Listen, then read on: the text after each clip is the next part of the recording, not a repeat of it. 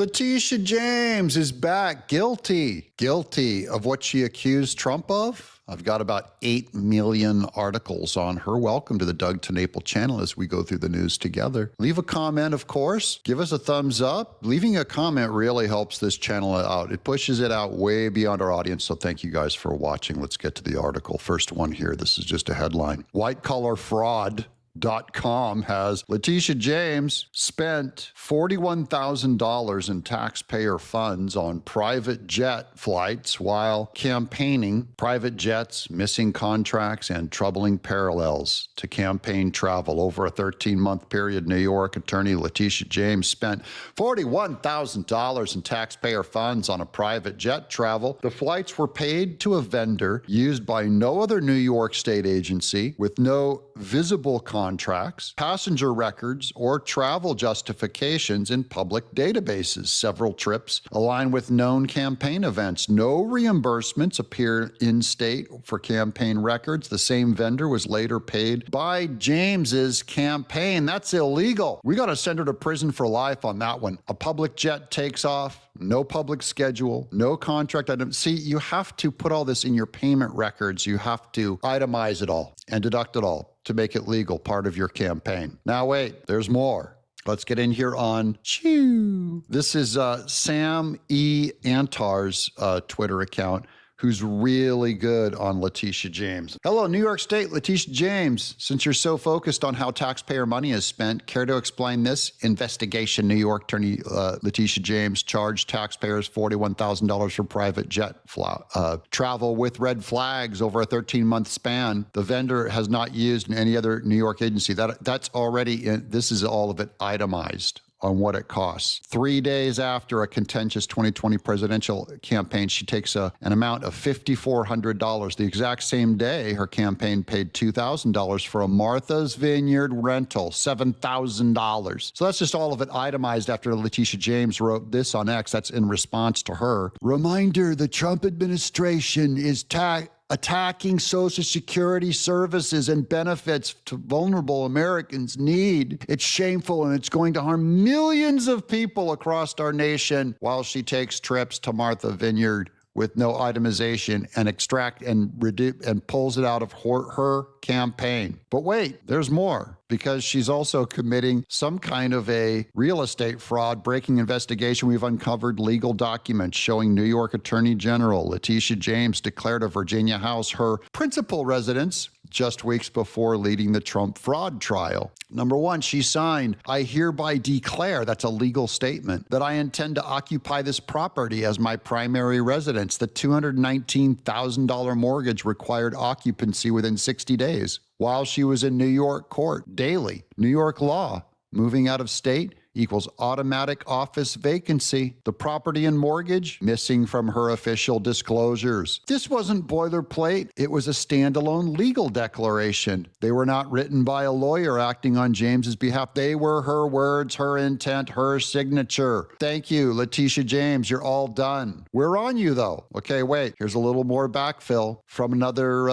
YouTube guy. Not sure who this is, but he'll help explain. Attorney General of New York, Letitia James, is guilty of mortgage fraud, folks. The same kind of stuff that she tried to steal $400 million plus from Donald Trump for the same kind of claims. Mortgage fraud, misrepresenting your property values. Well, how about this? In 2001, Letitia James purchased a 5-unit multifamily apartment complex for $550,000.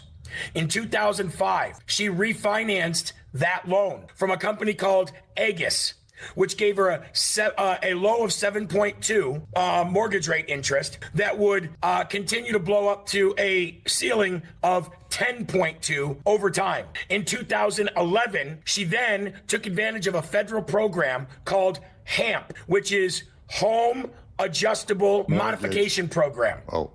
Now, what that did under that program is it capped the amount of family units in a building to 4, meaning if you had 4 or less, you could be eligible for this program.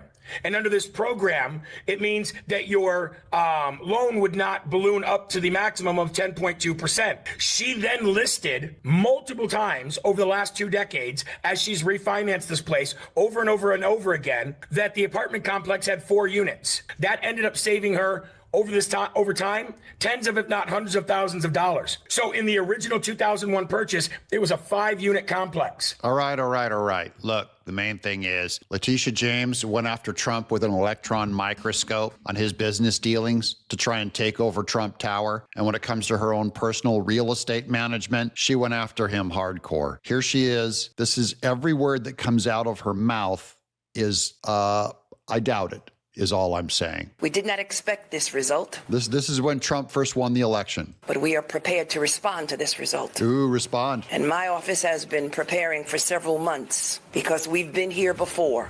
Your office has been preparing several months because you knew Kamala Harris would lose. This is night of the election.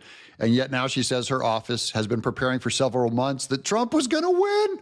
We faced this challenge before, and we used the rule of law to fight back. Oh, yeah, you used the rule of law, baby. You invented the rule of law, brand new stuff. Here's Roger Stone. This is a Trump ally. Letitia James is guilty of inflating the value of her assets to qualify for mortgages to purchase commercial properties, campaign finance fraud, covering up a sexual assault by her chief of staff and her own act of sexual assault. Absolute proof of all this in hand. Here's Western Lensman, New York attorney Alicia James goes on an angry, unhinged rant against Trump and Elon Musk after cutting funds to New York. Elon Musk is not tethered to any accountability at all. Remember, she's guilty of that, the lobbyist. She tried to quiet this abuse claim from within her own office. Again, a feminist hard at work. Save checks and balances! Save checks and balances!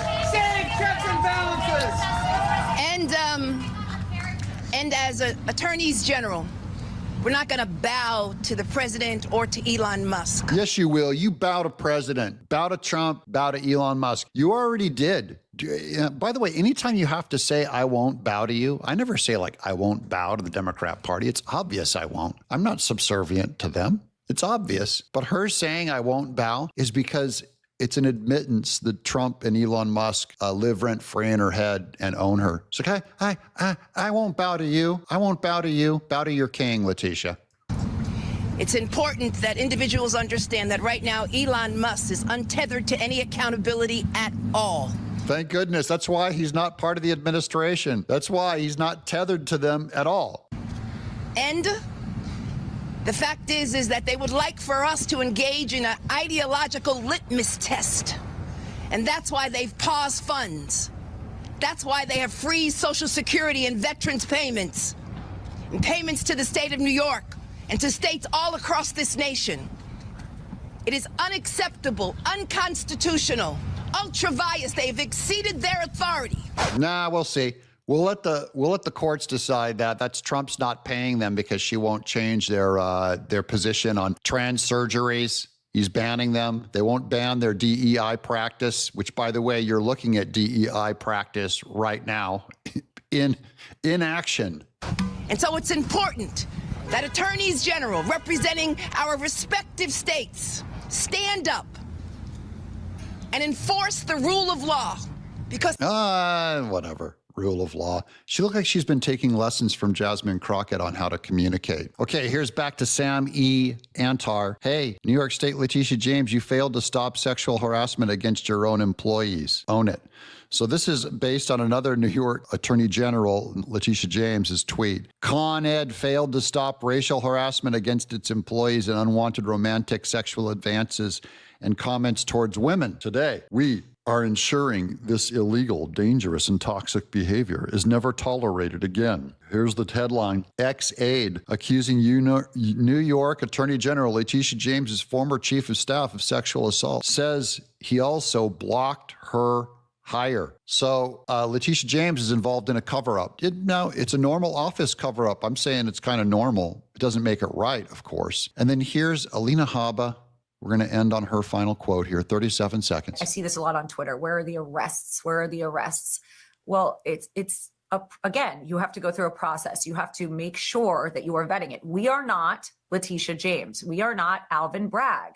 We are going to look at things properly, look at all the evidence, and bring charges where charges are due. That's her explanation for why there's no charges. A lot of you are impatient going, where's the arrest? Where's the arrest? It's, as Alina Haba says, it's because they're not Letitia James. They also don't have the benefit of having all Democrat judges, all Democrat AGs seated throughout the land. So they actually have to do their work and make tight cases. They're going to make tight cases that are going to be Democrat judge proof. I don't know if that's possible even, by the way, but they're going to try, and it'll have to go to a higher court, till they eventually get to the Supreme Court. And then we might get a fair shake. I'm Doug in Exile. It really helps if you guys like, subscribe, leave a message down below where you're from, what you think. Are we going to get Letitia James on any of her? We just listed 3 crimes in this episode. I'm Doug in Exile.